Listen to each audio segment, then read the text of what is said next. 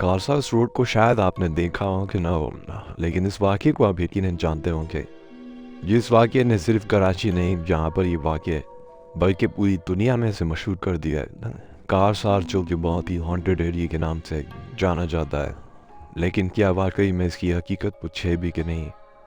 आखिरकार ये दुल्हन चुड़ैल का क्या मामला है? बहुत सारे लोगों का ये कहना है कि यहाँ पर किसी दुल्हन दूल्हा की डेथ हुई थी बहुत बुरी तरह से, और उसके बाद दुल्हन भटकती है। कुछ ही वक्त पहले की बात है कि मैंने एक आलिम से ये सवाल पूछा। आलिम साहब ने मुझे जो जवाब दिया मैं आप तक रखूँगा, और हमने थोड़ी अपनी ज़ाती रिसर्च भी की और अपने जहन का इस्तेमाल भी किया, और इसके अलावा हमारा आए दिन उस जगह से गुजर भी होता था। बहुत सारे लोग जिनका गुजर इस जगह से होता है वो यकीनन जानते होंगे।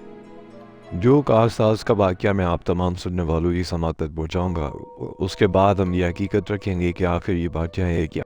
आखिर कारसाज में मौजूद ये जगह इतनी हॉन्टेड क्यों कहलाती है। बढ़ते हैं सबसे पहले वाक़ये की तरफ। हमारे जो भाई जिन्होंने ये वाक़या हमसे शेयर किया, उस्मान जुनैद, जो कराची के मुकीम है, वो कहते हैं कि मैं जौहर की तरफ रहता हूँ और अक्सर व बेशतर मेरे पर राइड्स आती हैं। मैं उबर ड्राइवर भी था, काफ़ी अरसे करीम भी चलाता रहा हूँ उबर भी। जौहर से मुझे एक राइड आई थी जो कि उसी तरफ की थी, और मैंने वो एक्सेप्ट कर ली। अपने ऑफिस के बाद मैं रात को बिल्कुल फ्री, और इसीलिए मुझे ये काम करके एक्स्ट्रा पैसे कमाने का मौका मिल जाता है, और कौन नहीं चाहता कि एक्स्ट्रा पैसे कमाए। और जब मैंने कारसाज की लोकेशन देखी तो ये बहुत गरीब है, इसीलिए मैं फ़ौरन तैयार भी हो गया और अपनी तैयारी करके वहाँ से निकला, और मुझे कारसाज में जिस लोकेशन पे जाना था वहाँ से छोड़ दिया। उसी पैसेंजर ने मुझे कहा कि मेरे पास इंटरनेट शायद ख़त्म हो जाए, और तुमने मेरी ड्रॉप लोकेशन तो देखी, क्या तुम मुझे वहाँ से दोबारा पिक कर सकते हो? मैं तुम्हें उतने ही पैसे दूंगा। मेरे पास सिर्फ वाईफाई होता है, वो भी घर में, और इसी वजह से अब मैं दोबारा राइड रिक्वेस्ट नहीं कर सकता। तो अगर तुम मुझे ठीक वक्त पर लेने आ जाओ तो मैं तुम्हें उतने ही पैसे वापस दे दूंगा। मैंने कहा कि ठीक है। उसने कहा कि बहुत ज़्यादा नहीं, 45 मिनट तक लग सकते हैं। मैंने कहा कि कोई बात नहीं, वैसे भी मैं यहीं आसपास ही हूँ। तो उसने कहा ठीक है। और कारसाज पर जो एक पेट्रोल पंप है, वहाँ मैकडॉनल्ड्स से जब आगे जाता है तो एक पेट्रोल पंप आता है। यूटर्न लेके उसके रोड के अपोजिट में खड़ा हो गया। वो बहुत ही वीरान और सुनसान सा रोड था, और खड़े होने की वजह ये थी कि मेरे पास मेरी मंगेतर की कॉल आई थी, और उससे बात करने की सबसे बेहतरीन जगह यही थी, बिल्कुल खामोशी में। वहाँ खड़े हो गया। पेट्रोल पंप मेरी आंखों के बिल्कुल सामने ही था, अपोजिट रोड पर, जहाँ से मैंने अपनी गाड़ी में पेट्रोल भी बनवाया था। और यूटर्न लेके मैं वापसी इसी तरफ आया था ताकि अपने पैसेंजर की लोकेशन से करीब रह सकूं। मुझे वक्त पर वहाँ भी तो था, और जिस मुकाम पे मैं खड़ा था वहाँ झाड़ियाँ भी तो होती हैं, साइड पर दरख्त ही दरख्त है। अब वहीं पर खड़े खड़े मुझे अचानक से कुछ अजीब सा महसूस होने लगा कि मेरे हाथ से बाकायदा फ़ोन नीचे गिर गया। मुझे ऐसा लग रहा था कि गाड़ी की डिक्की पकड़ के कोई बहुत ज़ोर ज़ोर से मेरी गाड़ी को हिला रहा हो। मेरी गाड़ी मुसलसल हिल रही थी। ये देखकर मैं काफ़ी डर गया। मुझे सबसे पहले जो बात जहन में आई वो ये थी कि शायद मेरे सर डकैती ना हो जाए। मुझे खौफ होने लगा, हलपुसी पड़ी, और जब अपनी गाड़ी के आगे पीछे गाड़ी के अंदर से बैठे देख रहा था, लेकिन कुछ भी नहीं था। ना ही कोई आगे था ना ही कोई पीछे, लेकिन मेरी गाड़ी मुसलसल ऊपर नीचे होती जा रही थी। वह पीछे से किसी ने उसे पकड़ लिया और गाड़ी को हिलाते जा रहा। यही सिलसिला तकरीबन 10 मिनट चलता रहा, और 10 मिनट में मेरी जो हालत हुई है मैं शायद लफ्ज़ों में बयान नहीं कर सकता। वहीं खड़े खड़े मेरी हालत ख़राब हो गई, पसीने से भर गया, जबकि ये भी सर्दियाँ थी दोस्तों, बहुत सख्त सर्दियाँ थी, और वहाँ पर बहुत ज़्यादा होती हैं। मैं आप तमाम सुनने वालों को ये बात वाज़ेह कर दूँ कि कारसाज दुल्हन चुड़ैल के बारे में मुझे कोई मालूमात नहीं थी, और ना ही मैं यूट्यूब पे ऐसी वीडियोस देखना पसंद करता था। ये एक अजीब इत्तेफाक था कि वहाँ मुझे राइड मिली, और उसी के करीब मुझे वहाँ खड़ा होना था, और वहीं पर मेरे साथ ये वाक़या पेश आया। मेरे जहन में उस वक्त कोई भी ऐसी नेगेटिव बात नहीं थी जिन्नात से मुताल्लिक, लेकिन उस अंधेरी रात, घटाटोप अंधेरा, क्योंकि वहाँ पे साइड पे बहुत ही दरख्त होते हैं। मैं अपनी मंगेतर से बात करने में काफ़ी मसरूफ़ था। जब मेरे हाथ से फ़ोन गिरा तो वो भी डर गई थी, और फ़ोन उठाने के बाद मैंने उससे कहा कि सब खैरियत है, मैं तुम्हें बाद में फ़ोन करता हूँ। ये तमाम वाक़या 10 मिनट के अंदर अंदर हुए। जब ये वाक़या पेश आ रहा था, बाज़-औक़ात कुत्ते भी गाड़ी को पकड़ के इसी तरह खींचते हैं और गाड़ी हिल सकती है, लेकिन मुझे कहीं भी कुत्ते की आवाज़ तक नहीं आई। ने अपने साइड वाला शीशा नीचे किया था, लेकिन कहीं से भी मुझे ये पता नहीं चल सका कि आखिर ये है कौन। और गुस्से में मैं वहाँ से नीचे उतरा और पीछे जाके देखता हूँ तो वहाँ पे कुछ भी नहीं था। ना ही कोई इंसान था, ना ही कोई जानवर। और मेरी गाड़ी के ऊपर बाकायदा पंजों के निशानात थे और ऐसा लग रहा था शायद किसी के हाथ कीचड़ वाले हो और उसने मेरी गाड़ी के ऊपर रखी हो। ये बहुत स्ट्रेंज था। ये मंजर अपनी आंखों से देखने के बाद बहुत डर के मारे गाड़ी के अंदर डरते डरते गाड़ी स्टार्ट की और वहाँ से तेज़ी से निकलने का सोचा। और जैसे ही गाड़ी स्टार्ट की, गाड़ी गोया बिल्कुल जान सी हो गई हो। अब जो मेरे जहन में बातें घूम रही थी वो यकीनन यही थी कि शायद कोई नेगेटिव एनर्जी मेरे आसपास है, कि मेरे साथ कुछ तो ऐसा हुआ है। अब वो कोई तो था और एक ही लम्हा जो मेरी निगाह अपने शीशे की तरफ गई, उसमें मैंने वाज़े देखा कि बाकायदा कोई काला साया था जो मेरी गाड़ी के पिछले टायर के पास खड़ा था। अब ना ही मुझे पूरा नजर आया और ना ही उसका वजूद दिखा, बस एक शेप था इंसानी। और उसके बाद मेरी गाड़ी थोड़ी देर में हल्की हो गई जब मैंने दुआएं पढ़ना शुरू की ज़ोर ज़ोर से। और वहाँ से जो गाड़ी भगाई है मैंने, इतनी तेज़ रफ्तार में अपनी गाड़ी भगाई है कि शायद मैं किसी को हिट भी कर लेता तो भी रुकता नहीं। खौफ के मारे हालत ख़राब थी और जो मेरे पैसेंजर की लोकेशन थी वहीं पर जाकर खड़ा हो गया। मैं वहीं पे इंतज़ार करने लगा, कम से कम मैं एक सिक्योर जगह। लेकिन वहाँ से आए हुए मेरे दिल की धड़कनें बहुत तेज़ थी और नीचे उतर के सिगरेट पीने लगा।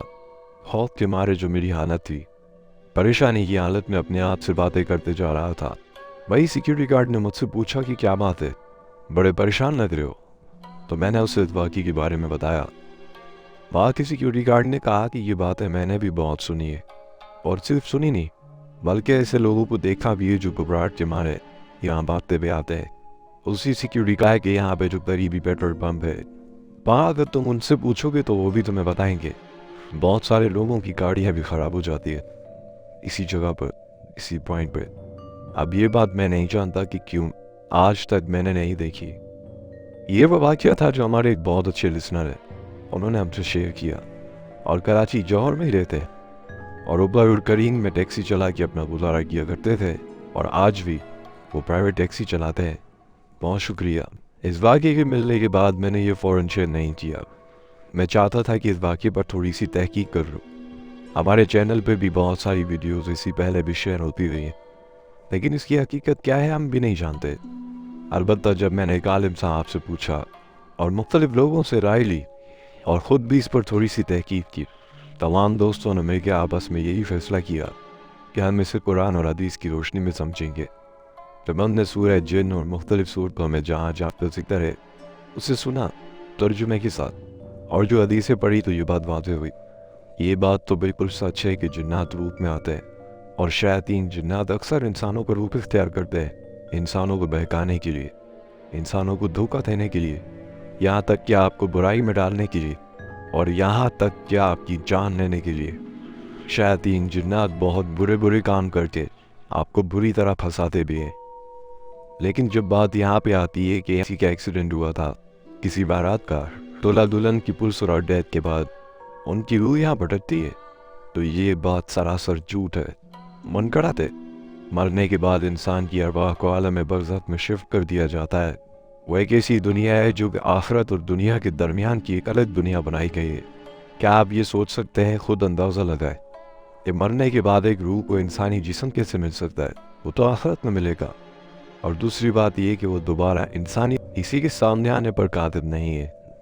और जो लोग ये कहते हैं कि यहाँ पे किसी औरत का एक्सीडेंट हुआ था, उसकी रूह भटकती है, तो ये एक झूठी कहानी है। ऐसा कुछ भी नहीं हुआ था। अलबत्ता कभी किसी को शायद कोई दुल्हन के रूप में नजर आ गई होगी। वो शैतान जिन्नात है जो इंसानों को वहाँ पे नजर आते हैं। हो सकता है कि उसी रोड के करीब ही कहीं जिन्नातों का आस्ताना और बसेरा हो और इसी वजह से चुड़ैल वहाँ नजर आती है। बहुत बहुत शुक्रिया। जो वाक़या तमाम सुनने वालों से शेयर करने जा रहा हूँ कि वाक़या किसी और के साथ नहीं बल्कि मेरे बहुत ही करीबी शख्स के साथ पेश आया, जिसका नाम भी मैं आपसे शेयर नहीं करना चाहता। एक प्राइवेसी है, वो मेरा रिश्तेदार ही है। और हाल ही में ये वाक़या उन्होंने मुझसे शेयर किया। कराची पीसी होटल का नाम सभी ने सुना है, जो कि PIDC रोड पर वाक़ है। पहले शेरेटन होटल था, उसी के पास पर्ल कॉन्टिनेंटल पीसी होटल है। शेरेटन होटल की जा चुका है। बिजी होटल में नाइट में स्टीवर्डिंग की जॉब करने वाला एक नौजवान जिसकी हालात काफ़ी ख़राब थे और उसके घर की रिहाइश का पंजाब चौरंगी थी। वहाँ से सीधा सीधा रास्ता था, लेकिन फिर भी पैदल के लिए काफ़ी था। पर उसने कहा कि मेरे पास ना ही कोई बाइक थी ना ही कोई सवारी थी, इसीलिए मजबूरी रात के वक्त जब मेरी छुट्टी होती काफ़ी देर हो जाती, 2:30-3-4 बजे मैं घर आता और मुझे पैदल ही आना पड़ता। उसने कहा कि मैं जल्दी कोशिश, रात के 1:30-2 तो बज ही जाते। वहाँ से पैदल पैदल आना मेरे लिए बहुत मुश्किल था। कहते हैं कि एक रात बहुत देर हो गई। अब मुझे कुछ काम भी था, इसीलिए कैंट स्टेशन के रास्ते से जो लोग पंजाब चौरंगी से पीआईटीसी की तरफ जाते हैं उनको यकीनन पता होगा। वहाँ पे पंजाब चौरंगी से बिल्कुल सीधा जाते हैं तो एक ब्रिज चढ़नी पड़ती है। उसी ब्रिज से रात के तकरीबन 1:30 बजे कह रहे थे कि मैं पैदल आ रहा था। गाड़ियाँ आती जा रही थी, यह थी कभी 4-5 गाड़ियाँ एक साथ जा रही हैं, कभी बिल्कुल सन्नाटा, कभी कोई बाइक वाला गुजर गया। इसी तरह वक्फे से लोग अपनी मंजिल को गामजन थे और मैं भी काफ़ी थका हुआ था। मुझ में बिल्कुल भी हिम्मत नहीं थी। मैंने एक ही पल में अपने पीछे देखा, वहाँ कोई भी नहीं था। बस गाड़ियाँ दूर थी जो आ ही रही थी ब्रिज पर। और अगले ही लम्हे अचानक मेरे पीछे से किसी ने मेरी आंखों पे हाथ रख लिया। जिस तरह हम खेल कूद में एक दूसरे की आंखों में हाथ रख लेते, ना मैं कौन हूँ, डर क्या वो अचानक चलती हुए रास्ते पे, बल्कि एक पुल पर जब आपकी आंखों पे कोई हाथ रख ले तो आप पर क्या बीतेगी। इस तरह किसी ने उसे पकड़ लिया और वो बहुत घबरा गया। उसकी हालत खराब हुई, हड़बड़ा उठा। जब उसने नहीं छोड़ा तो वो नीचे बैठ गया, जिसकी वजह से वो हाथ ऊपर ही रह गए और वो नौजवान नीचे हो गया। और फौरी तौर पर सबसे पहले उसने डिफेंस में आगे भागना मुनासिब समझा। 2 कदम आगे भागने के बाद नीचे गिर गई। उसे पलट के जो देखा भी नहीं था। वो कहते हैं कि मेरी हालत ख़राब हो गई थी। बहुत ही मजबूत हाथ थे, ऐसे लग रहे थे कि जैसे कोई मजदूर का हाथ होता है, लोहे तोड़ने वाले, पत्थरों को तोड़ने वाले हाथ, इतने मजबूत हाथ थे। और बाकायदा उसकी आंखों को, उसके चेहरे को बहुत मजबूती से पकड़ा हुआ था। मैं बहुत डर गया था। मेरी हालत गोया इतनी ख़राब होती जा रही थी, अब मुझे भागने के सिवा और कोई चारा ना था। वहाँ 1 मिनट भी रुक नहीं सकता था। मैं इतना तेज़ी से भागा हूँ कि मैं रोज़ वहाँ से पैदल आता जाता था और मुझे हमेशा यही खौफ रहता था कि कहीं मैं लूट न जाऊँ। थोड़े बहुत टिप के जो पैसे होते थे वो मेरी जेब में होते थे, इसके अलावा मोबाइल नहीं ले जाता। मुझे पता है कि कराची की हालात कैसे है, मोबाइल रखना बेवकूफ़ी होगी, रात को वो भी पैदल रास्ता इख्तियार करने वाला। लेकिन हमारे भाई कहता है कि ये वाक़या मैं कभी नहीं भूलूंगा। मैंने हमेशा से नाइट ड्यूटी की है, इसीलिए बहुत सारे वाक़यात पेश आए जो मैं आपको दूंगा। और ये वाक़या एक ऐसा नाकाबिले फरामोश वाक़या है। बहुत शुक्रिया दोस्तों। अब बढ़ते हैं एक और ये वाक़ये की तरफ। हम सभी ने कुरान शरीफ में सूरज जिन ज़रूर सुनी होगी या पढ़ी होगी, और जो लोग सूरज जिन को पढ़ चुके हैं वो यकीनन जानते हैं सूरज जिन में जिन्नात के काफ़िले का जिक्र है जो कहीं किसी जगह से गुजर रहे थे और हमारे प्यारे आका सल्लल्लाहु अलैहि वसल्लम ने कुरान की तिलावत फरमाई और जिन्नातों ने उससे वाले आ रहे थे और जो गाड़ी वाले आ रहे थे सभी मुझे देखते हुए जा रहे थे। लेकिन सन्नाटा भी था, बहुत कम गाड़ियाँ आ रही थी। उसके बाद मैं तब तक भागा हूँ जब तक वो ब्रिज क्रॉस नहीं की मैंने, और जैसे ही वो ब्रिज क्रॉस हुई तब जाके मेरी जान में जान आई। अक्सर वहाँ पे स्ट्रीट लाइट की वजह से थोड़ी रोशनी होती है, पर आगे दोबारा एक अंधेरा। हमारे भाई कहते हैं कि मेरी ज़िंदगी में ये वाक़या मैं कभी भी नहीं भूल सकता। और उसके बाद से मैं जिसमें जिन्नात एक गिरोह की सूरत में कहीं ना कहीं से गुजरते हुए इसी के साथ कोई इनकाउंटर हो जाता है। ऐसा ही एक वाक़या हमारी एक बहुत अच्छी लिसनर हमारी बहन जुलेखा ने हमसे शेयर किया। वो कहती हैं कि एक लड़की का वाक़या है जो असर से मगरिब के दरमियान अपनी छत पर कपड़े सुखा रही थी और कपड़े सुखाते सुखाते अचानक से वो कहीं लापता हो गई। जब वो लड़की अपने घर नीचे नहीं लौटी तो घर वाले छत पर ढूंढने लगे बच्ची अचानक से लापता कैसे हो गई। तब घर वाले बहुत परेशान हो गए। हर जगह तलाश करने के बाद, कंप्लेन करने के बाद वो काफ़ी कंफ्यूज और परेशान हो गए कि छत से अचानक से कपड़े सुखाते सुखाते बच्ची गायब कैसे हो गई और आखिर गई तो कहाँ गई, घर से कैसे लापता हो सकती है। उस लड़की के वालिदैन बहुत निढाल हो गए। जितने हरबे आजमाने थे उन्होंने आजमा लिए। अब उन्होंने एक रूहानी रास्ता भी चुना, इस्तिखारा करवाया और आलिम ने ये बताया कि बच्ची तुम्हारी छत से अचानक से लापता गई, बल्कि उसे ले जाया गया है, और वो ले जाने वाले कोई इंसान नहीं है बल्कि जिन्नातों का एक गिरोह था। वही जिन्नात का लश्कर था जिसने तुम्हारी बेटी को अगवा किया। हमारी बहन जुलेखा कहती है कि उसके घर वाले बहुत परेशान थे, खासकर उसके वालिद साहब। आखिरकार अहले मोहल्ला, रोज पड़ोस के लोग भी और ख़ानदान वाले भी तो बहुत बातें बनाने लगेंगे।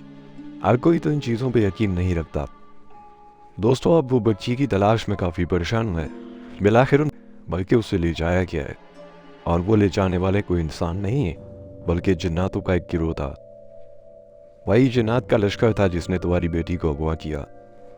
हमारी बहन जुलेखा कहती हैं कि उसके घर वाले बहुत परेशान थे, खासकर उसके वालिद साहब। आखिरकार अहले मोहल्ला, रोज पड़ोस के लोग भी और ख़ानदान वाले भी तो बहुत बातें बनाने लगेंगे। हर कोई तो इन चीज़ों पे यकीन नहीं रखता। दोस्तों, अब वो बच्ची की तलाश में काफ़ी परेशान हुए। बिलाखिर उनमें दीन की तरफ हुआ, जिसने उसके वालिद साहब को बताया कि तुम्हारी बच्ची को एक जिन्न ने अगवा किया और वो एक काफिले की सूरत में थे।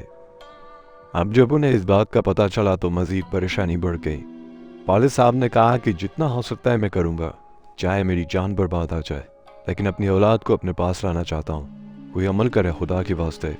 उन्होंने कहा कि देखिए, इसके लिए मैं नहीं बल्कि आपको ही अमल करना पड़ेगा।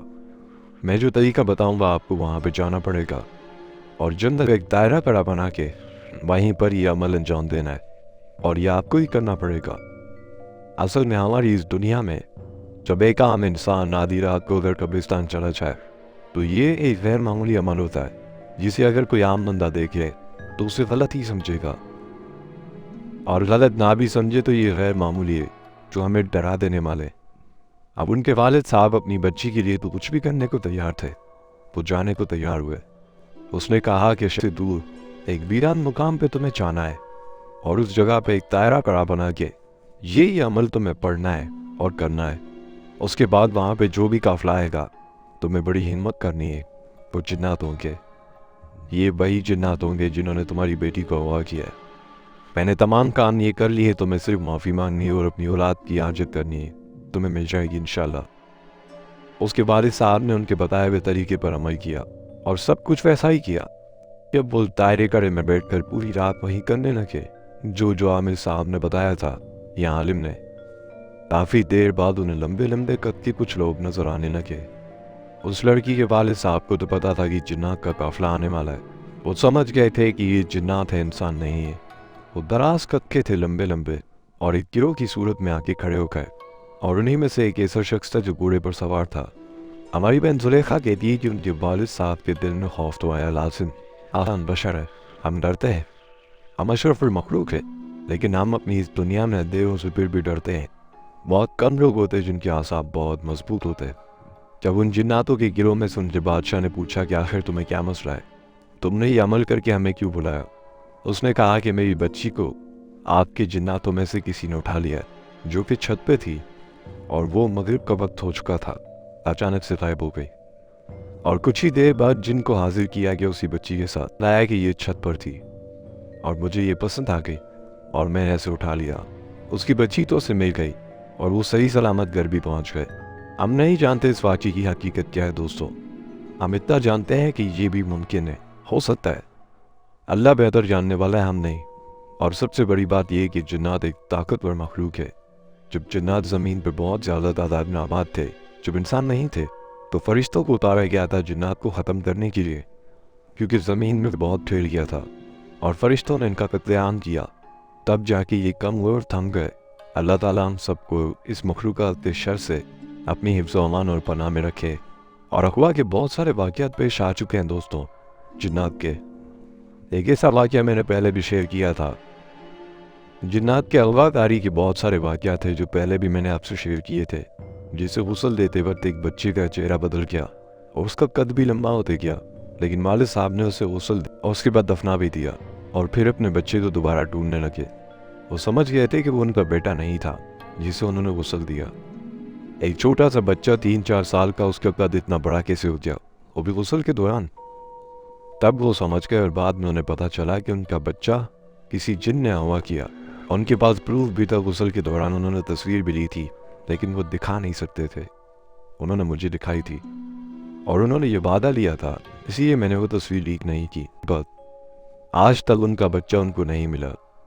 तो दादू की एक फैमिली है और उनके वालिद साहब वाटा में कोई अच्छी पोस्ट पर ऑफिसर है। ये थे वो वाक़या।